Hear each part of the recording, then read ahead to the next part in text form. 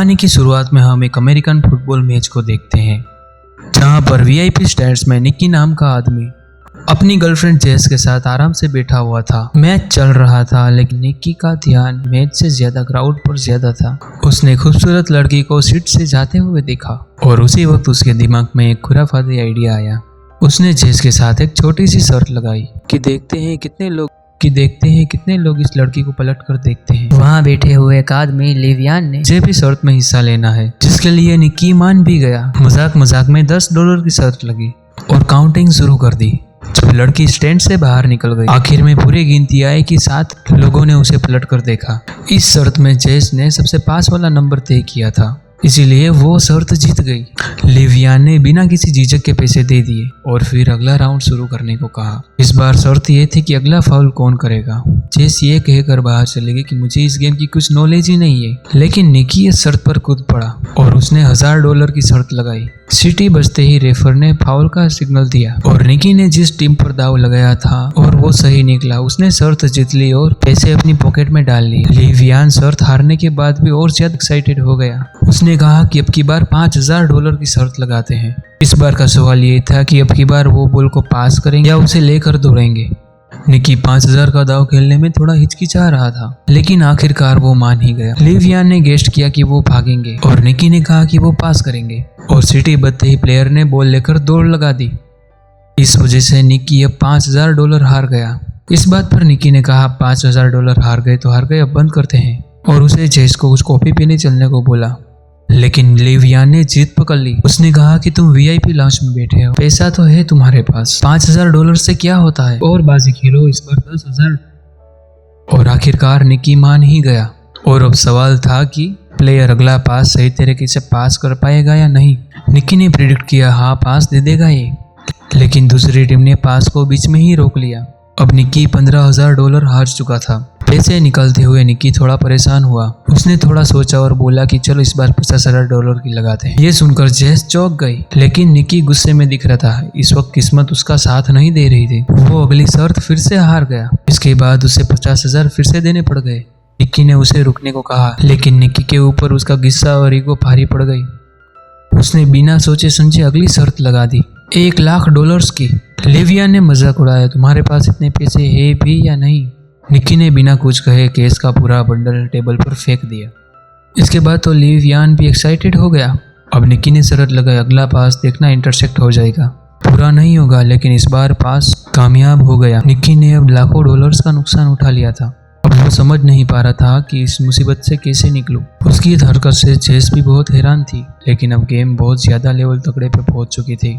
निकी ने कहा मेरे पास $1 मिलियन बचे हैं, पूरी शर्त लगाते हैं, देखते हैं कौन जीतेगा। इस बार ताज के पत्तों से फैसला होगा। लिवियान लगातार जीत रहा था तो अब वो खुशी से पागल हो रहा था।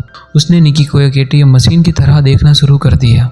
लिवियान ने अपना पत्ता निकाला और देखा तो 5 की पंजी। निक को बस 5 से बड़ा पत्ता निकालना था। जीतने का चांस काफी ज्यादा था। निक ने पत्ता उठाया और कॉन्फिडेंस से पलटा, लेकिन उसकी तो तिग्गी निकली। ये देखकर जेस तो कुर्सी से नीचे गिर गई। निकी ने जब गेम स्टार्ट की थी तो $4,000 लगाने का मूड था, लेकिन अब तक वो $1 मिलियन से भी ज्यादा हार चुका था, यानी लगभग 9 करोड़ रुपए के करीब। इस शर्मनाक हार के बाद के पास कहने को कुछ भी नहीं बचा था, तो उसने चुपचाप जेस का हाथ पकड़ा और उसे बाहर ले जाने लगा। उसका मन बहुत दुखी था, लेकिन लिवियान उसे और बहुत चिढ़ाने लगा। उसने कहा यही होता है बेटे उस्ताद के साथ खेलने का नतीजा। निकी ने रुककर एक और शर्त लगाई, $2 मिलियन की। अब आइडिया थोड़ा नया था। निकी ने चैलेंज दिया, लिवियान किसी भी प्लेयर को रैंडमली चूज कर सकता है, और निकी ने उसका सही नंबर जर्सी से गेस कर लिया तो जीत उसकी। लिवियान इस बात से थोड़ा कंफ्यूज हो गया। उसने कहा भाई ये तो दिमाग पलटने वाली बात हो गई। उसे लग रहा था कि निकी अपने पैर पर खुद कुल्हाड़ी मार रहा है।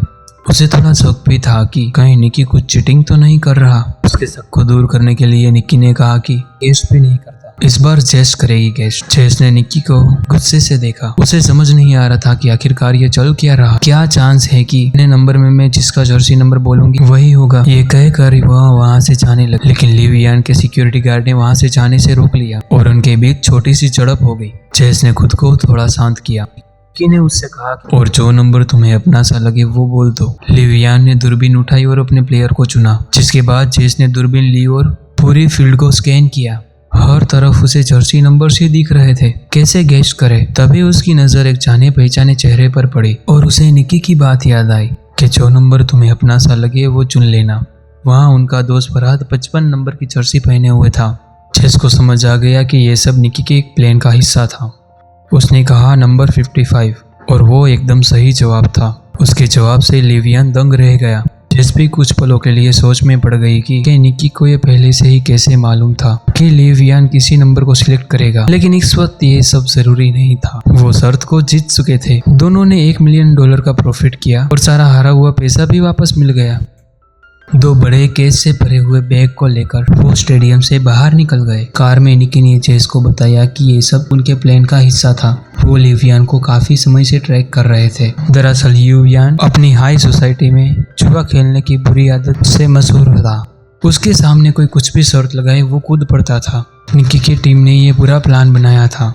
जैसे ही लिवियन ने अपने होटल रूम से बाहर कदम रखा, उसके सबकॉन्शियस माइंड में नंबर 55 को डाला गया। सिक्योरिटी गार्ड के लेबल पिन में भी 55 लिखा हुआ था। स्टेडियम के रास्ते में साइन बोर्ड पर भी वही नंबर था और उन्होंने ये नंबर सिर्फ दिखाया ही नहीं, सुनाया भी। मैच देखने आते वक्त उन्होंने लिवियन की गाड़ी पर एक गाना चलवाया था जिससे उसे बार बार 55 नंबर का हिंट मिले। उस गाने में 154 बार 55 जैसी आवाज निकल रही थी, जिस वजह से लिवियन का दिमाग बार बार उस नंबर की तरफ खींचा जा रहा था। साथ ही उसे फरहाद की एक फोटो भी दिखाई गई थी जिससे वो एक विजुअल मेमोरी बन गई। जब वो दूरबीन में देख रहा था तब उसका दिमाग नेचुरली 55 नंबर पर ही गया और जेस ने फरहाद को देखते ही 55 नंबर कह दिया। जेस को इसलिए बताया नहीं गया था क्योंकि पूरी गेम के दौरान उसके एक्सपीरियंस बिल्कुल सही रहे ताकि किसी को भी उन पर शक ना हो। यह सब सुनकर तो जेस निकी से पूरी तरह इम्प्रेस हो गई। इसके बाद कहानी कुछ दिन पहले जाती है। कुछ दिन पहले की ही बात है। निकी एक कमरे में बेड पर था और उसके सर पर एक आदमी ने बंदूक तान रखी थी। उसके पास में ही जेस बैठी थी जिससे वो बस कुछ ही दिन पहले मिला था। साफ दिख रहा था कि निकी को किसी ने अपने जाल में फंसा कर रखा है, लेकिन उसके चेहरे पर डर का नामो निशान नहीं था। उसने सीधा कह दिया, मेरे पास एक भी पैसा नहीं है। अगर गोली चलानी है तो चला दो। गन वाले आदमी ने उसके रिएक्शन को समझा और तुरंत ही पहचान गया कि ये आदमी खिलाड़ी है और हमसे बड़ा ठग है और उसका अंदाजा बिल्कुल सही निकला। निक एक बेहतरीन ठग है जो कि छोटी मोटी चोरियां करता है और वो भी बहुत ही सफाई से। जेस हेम से फंसा के उसे कमरे में लाई थी तो उसने जेस के अंदर एक नेचुरली टैलेंट देखा। जेस उस वक्त तब कुछ भी समझ नहीं पाई थी। फिर जब वो बंदूक वाला आदमी चला गया तो निकी ने जेस से कहा कि तुम्हारे पास एक गिफ्ट है और तुमने अपने ठगने की ताकत को इस तरह पहचान लिया तो सारी जिंदगी तुम अब बैठ के खा सकती हो। लेकिन आग ये पारिवारिक धंधा है। ये मेरा बाप और उसका बाप ठग थे सब। वो पुश्ते नहीं ठग है। हर ट्रिक हर एक चाल उसके लिए एक गेम थी। जेस ने बिना समय गवाए कुछ पैसे निकाले और कहा कि मैं आपसे कुछ सीखना चाहती हूँ, लेकिन उसने समय बर्बाद करना सही नहीं समझा। बाहर जाते वक्त निकी ने जेस की अंगूठी चुरा ली थी और उसे पता तक नहीं चला था। जब तक उसे समझ आता तब तक निकी की घड़ी भी गायब हो चुकी थी और उसने हैंडबैग में जब घड़ी रखी तो निकी उसका वॉलेट तक निकाल चुका था। इन सारे कारनामों के बाद निकी ने कहा कि हाथ की सफाई, टाइमिंग और थोड़ा सा स्टाइल, बस यही चाहिए इस काम में। उस दिन निकी ने गुड बाय के अलावा कुछ और नहीं कहा। कुछ दिनों बाद जेस ने उसे न्यू ऑरलीन्स शहर में ढूंढ निकाला जहाँ निकी ने एक नई टीम बनानी शुरू कर दी थी। उन दोनों की मीटिंग भी असल में एक टेस्ट था। वो देखना चाहता था कि जेस उनकी टीम के लायक भी है या नहीं। जब जेस ने हामी भरी तो निकी ने अपनी टीम के एक आदमी के साथ मेले में भेज दिया। आज जेस की पहली प्रैक्टिकल असाइनमेंट थी। वो मैप हाथ में लेकर कुछ लोगों से रास्ता पूछने लगे। तभी उसके साथी ने एक टूरिस्ट का कैमरा लेंस चुरा लिया। फिर एक दूसरे आदमी ने जानबूझकर एक आदमी को टक्कर मारी और जेस ने उसका वॉलेट चुरा लिया। जेस को अपने चोरी करने के स्टाइल में थोड़ा कॉन्फिडेंस आने लगा था। उसने चॉपस्टिक की मदद से एक और औरत के बैग से वॉलेट निकाल लिया और सब कुछ इतना स्मूथ था कि किसी को शक भी नहीं हुआ। निकी ये सब कुछ एक बिल्डिंग के टॉप से देख रहा था। उसने टीम से कहा कि उसे अकेला छोड़ दो, अब उसे उड़ने की बारी है। जेस ने एक के बाद एक महंगा सामान चुराना शुरू कर दिया और उसकी हर चोरी के बाद निकी की आंखों में उसकी इज्जत बढ़ने लगी और निकी ने उसे एक बड़े असाइनमेंट के लिए भेज दिया। इस बार ये एक हाईटेक फ्रूट था। खास तरह के लेंसेज की मदद से वो दूसरों के पत्ते देख सकते थे और वो अपने ओपोनेंट्स को आसानी से हरा देते थे। यहाँ पर क्रेडिट कार्ड चुराने का सिस्टम भी चल रहा था। कार्ड को चुराकर चुपके से एक टीममेट के पास भेजा जाता था। यहाँ एक डिवाइस उसके डेटा को कॉपी करता और फिर वो कार्ड वापस उसकी पॉकेट में चला जाता।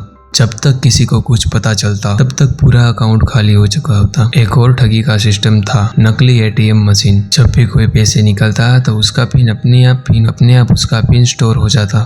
फरहाद उस मशीन को हटाकर सारा डेटा ले जाता। सारे क्रेडिट कार्ड को अलग अलग कैटेगरी में रखकर उनसे लग्जरी आइटम खरीदे जाते और आखिर में उनके डेटा को ब्लैक मार्केट में बेच दिया जाता। जेस ने एक दिन एक खूबसूरत नेकलेस देखा और उसने पहन लिया, लेकिन निकी ने कहा कि उसे तुरंत उतार। उसने शांति से समझाया कि सारी चीजों को बेचना होगा, कुछ भी हमारा पर्सनल नहीं होना चाहिए। जेस पहली बार इतने बड़े लेवल की ठगी देख रही थी। चुराए हुए चीजों के पहाड़ के बीच खड़े होने का एहसास कुछ अलग ही था। अगले दिन जेस और फरहाद एक अमीर इलाके में घूम रहे थे।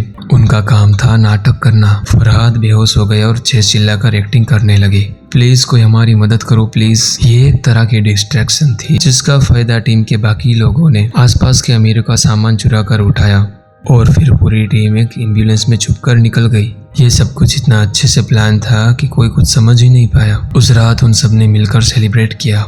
निकी ने सबकी तारीफ की क्योंकि सिर्फ एक हफ्ते में उन्होंने $1.2 मिलियन कमा लिए थे। अगले दिन टीम के सभी लोग अलग होने वाले थे। तभी डॉक्यूमेंट को डिस्ट्रॉय किया गया और सबको भरोसा दिलाया गया कि कुछ दिनों के अंदर तुम्हारे पैसे तुम्हारे बैंक अकाउंट में आ जाएंगे। लेकिन पुराने मेंबर्स जानते थे कि निकी का लास्ट एक मिशन अभी भी बाकी है। उन्होंने उसे 1.2 मिलियन कैश दिया और जेस के सामने वार्निंग भी दी कि इसे चूड़े में उड़ा मत देना। अगली सुबह निकी जेस को ले गया स्टेडियम के VIP लॉन्च में। उसने जेस के सामने बुरा तमाशा किया और दिखाया कि कुछ ही मिनटों में हम कैसे $1 मिलियन कमा सकते हैं। जेस उस वक्त निकी के थोड़े थोड़े प्यार में पड़ने लगी थी। उसे लगने लगा था कि वो निकी की गर्लफ्रेंड है, तभी तो वो ये सब कुछ दिखा रहा है। लेकिन निकी ने बस शुरुआत से ही उसने बस ठगी के लिए ही अपने ग्रुप में शामिल किया था। जब सब कुछ खत्म हो गया था तो निकी ने उसे $80,000 कैश दिया और आखिर में कहा गुड बाय। जेस ने उसकी तरफ देखा और उसकी आंखों में आंसू थे और उसका दिल टूट गया था। एक तरफ वो निकी से सच में प्यार कर बैठी थी, दूसरी तरफ उसे ये भी लग रहा था कि $80,000 बहुत ही कम है, क्योंकि निकी ने अभी $1 मिलियन कमाए थे। लेकिन निकी की दुनिया में कोई जज्बातों के लिए जगह नहीं थी और जेस ने अब उसका असली रंग देख लिया था। लगभग 3 साल बाद हम एक रेस कार को सर्विस स्टेशन में घुसते हुए देखते हैं और जल्दी ही हमें निकी भी वहां पर नजर आया। उसकी आंखों में थकान थी और उसके चेहरे पर साफ लिखा हुआ था कि पैसे खत्म होने वाले हैं। लंच के वक्त उसके रेस कार टीम के मालिक एक कैरिया के साथ मीटिंग थी। कैरिया की रिसर्च टीम ने EXR नाम का एक नया एल्गोरिथम डेवलपमेंट किया था, लेकिन वो इस एल्गोरिथम को और बढ़िया करके जीतने के चांसेस को और बढ़ाना चाहते थे। इसके लिए उन्होंने निकी को काम पर रखा। प्लान बहुत ही सिंपल था। निकी उनके चीफ इंजीनियर होने का नाटक करेगा, फिर वो ऐसा दिखाएंगे कि उसकी और गेरिया के बीच में लड़ाई हो गई है ताकि दूसरी टीम उनके जाल में फंस सके। इसके बाद निकी EXR नाम का फेक वर्जन बेचेगा राइवल टीम को और असली सिस्टम गेरिया की टीम इस्तेमाल करेगी, जिससे उनकी जीत पक्की हो जाएगी। डील के हिसाब से निकी को इस काम के लिए €1 मिलियन मिलने वाले थे और फेक सिस्टम बेचने से जो भी कमाई होगी वो भी अलग। निकी ने इस काम को मजाक समझा। इतना सिंपल स्कैम तो वो नींद में भी कर सकता था, लेकिन गेरिया के बटलर को उस पर जरा भी भरोसा नहीं था। उसने सीधा निकी को धमकाते हुए कहा कि अगर कुछ भी गड़बड़ हुई तो गोली सीधी छाती में मारूंगा तेरी। निकी ने एक टैक्सीडो पहना और शाम को एक पार्टी भी अटेंड करने के लिए चला गया। उनका प्लान था भीड़ के बीच में झगड़ा करना, लेकिन उसका प्लान तो तभी बिखर गया था जब जेस ने एंट्री मारी, एक लाल ड्रेस में सीढ़ियों से उतरते हुए, और वो सीधा जाकर गेरिया के गले लग गई। ये सब देखकर निकी का दिमाग घूम गया। उसने जेस को 3 साल से देखा ही नहीं था और वो अब दूसरे आदमी के साथ थी, और वो भी उस आदमी के साथ जिसने निकी को काम पर रखा है। जेस ने आराम से निकी को पास आकर कहा कि अब मैं कोई ठग नहीं हूँ, जो कुछ भी 3 साल पहले हुआ उन बातों का कुछ भी मतलब नहीं। उसने ये भी कहा कि निकी को जेस के बारे में, गेरिया को उसके पुराने रिश्ते के बारे में कुछ भी नहीं पता, और कहा कि ये बात दबी रहे तो ही बेहतर होगा। ये सब सुनकर निकी का खून खोल गया। उसने वोडका का ग्लास उठाया और एक ही बार में खाली कर दिया। पहले उसे लड़ने के लिए एक्टिंग करने की जरूरत थी, तो उसे वैसे ही घिन आ रही थी गेरिया पे, और उसने सबके सामने जबरदस्त झगड़ा किया। ये ड्रामा राइवल रेसिंग ड्रिंक को बहुत जबरदस्त पसंद आया। जल्द ही सिक्योरिटी ने उसे पार्टी से निकाल दिया, लेकिन अब राइवल टीम का बिजनेस कार्ड उसके हाथ में आ चुका था। अगली सुबह निकी निकलेटिक किम के मालिक से मिला। उसने सीधी बात की कि 3 मिलियन यूरोस लगेंगे। EXR सिस्टम बेचना चाहता हूँ मैं। रेस कार के मालिक के पास पैसों की कमी नहीं थी, तो मोल भाव की जरूरत ही नहीं पड़ी। उन्होंने तुरंत ट्रैक को ट्रेस किया और रिजल्ट देखकर मालिक का चेहरा खिल गया। निकी ने भरोसा दिलाया कि 48 घंटे में पूरा सॉफ्टवेयर मिल जाएगा। दूसरी तरफ जेस सड़क पर फरहाद से मिली। फरहाद को निकी ने भेजा था। उसने जेस को बताया 3 साल पहले निकी को चले जाना जरूरी था, उसके पास कोई चॉइस नहीं थी। उसने कहा कि निकी अब भी जेस से प्यार करता है और फरहाद ने एक बक्सा जेस को दिया जिसके अंदर वही नेकलेस था जो जेस को पसंद आया था। इस बात की कोई गारंटी नहीं थी कि वो नकली है या नकली, लेकिन उस बात से फर्क नहीं पड़ता था। नेकलेस को देखकर जेस का मन फिसल गया। जेस के मुंह से यह निकला कि वो निकी पर भरोसा नहीं कर सकती, लेकिन उसकी आंखों में कुछ और ही लिखा था। वो अब भी उसके लिए कुछ तो महसूस करती थी। खैर जल्द ही डील का दिन आया और निकी मैक्लारेन टीम के मालिक को वो सॉफ्टवेयर दे गया। बदले में एक हट्टे-कट्टे इंसान ने उसके हाथ में 3 मिलियन यूरोस थमा दिए। लेकिन निकी का नेचर ही कुछ ऐसा था कि वो बिना रिस्क के काम ही नहीं करता। उसने उस सॉफ्टवेयर के एक कॉपी चुपके से सभी रेसिंग टीम को बेच दी, हर एक हैंडशेक में न्यू यूरोस, जिससे हाथ मिलाया मिलियंस में पैसे ले लिए। जब तक रेस शुरू नहीं हुई सभी को पता ही नहीं चला कि सबके पास एक ही सिस्टम है। उस रात निकी ने भागने की जगह जेस को मैसेज किया, अगर समय रहते वो आ गए तो दोनों साथ में भाग सकते हैं। निकी ने इंतजार किया लेकिन कोई नहीं आया। आखिरी समय पर वो हार मानकर निकलने लगा तो जेस आ गई, लेकिन अभी भागने का टाइम नहीं था। लेकिन उसी वक्त वो हट्टा-कट्टा आदमी जिसने मैक्लारेन टीम की तरफ से 3 मिलियन यूरोस दिए थे वो निकी के सामने आ गया। दरअसल वो गेरिया का आदमी था। अब वो सब कुछ सच पता कर चुका था कि निकी ने फेक नहीं बिल्कुल असली सॉफ्टवेयर बेचा है। उसके गेरिया के 1 मिलियन यूरोस में कोई इंटरेस्ट ही नहीं था और अब वो अपना पूरा गियर पहनकर निकी की कार से जानबूझकर टकरा गया। निकी और जेस एक घातक एक्सीडेंट के बाद पकड़े गए। उन दोनों को बांधने के बाद सारा केस गेरिया के सामने रख दिया गया। निकी की इस हरकत से गेरिया बहुत गुस्से में था। उसने इस प्रोग्राम को बनाने में 40 मिलियन यूरोस बनाए थे और अब वो सारे के सारे बर्बाद हो चुके थे। सबसे बड़ी बात तो ये थी कि गेरिया समझ ही नहीं पाया कि निकी ने असली सॉफ्टवेयर कैसे चुरा लिया। जब निकी ने कुछ नहीं बताया तो गेरिया ने जेस का नाम बता दिया, जिसके बाद उसकी सांसें रुकने लगी और निकी ये देखकर टूट गया। उसने सब कुछ बताया कि उसने जेस के प्रति पुराना प्यार जगाकर उसे एक नेकलेस पहना दिया जिसके अंदर एक खास चिप लगी हुई थी। जैसे ही गेरिया ने उस सॉफ्टवेयर को खोला, उस नेकलेस के जरिए निकी ने उसका पासवर्ड और डेटा चुरा लिया। ये सुनकर तो जेस का दिल ही टूट गया। उसकी आंखों से आंसू बहने लगे और गेरिया और उसके दोस्त हंसने लगे। उन्हें कहानी तो अच्छी लगी लेकिन निकी की बात पर जरा भी भरोसा नहीं। लेकिन गेरिया ने बताया कि जेस उसकी कोई गर्लफ्रेंड नहीं थी। मैं जानता हूँ कि ये पैसों के लिए मेरे साथ थी। उधर जेस ने भी बताया कि उसकी बस महंगी घड़ियों की कलेक्शन को चुराना चाहती थी। निकी इस बात से हैरान था कि जेस ने उसे जलाने के लिए गेरिया के साथ प्यार में होने का नाटक किया था। अब दोनों ही पकड़े गए थे। गेरिया ने ज्यादा वक्त नहीं लिया। उसने बुच्चर से पूछा कि निकी ने सॉफ्टवेयर कैसे चुराया।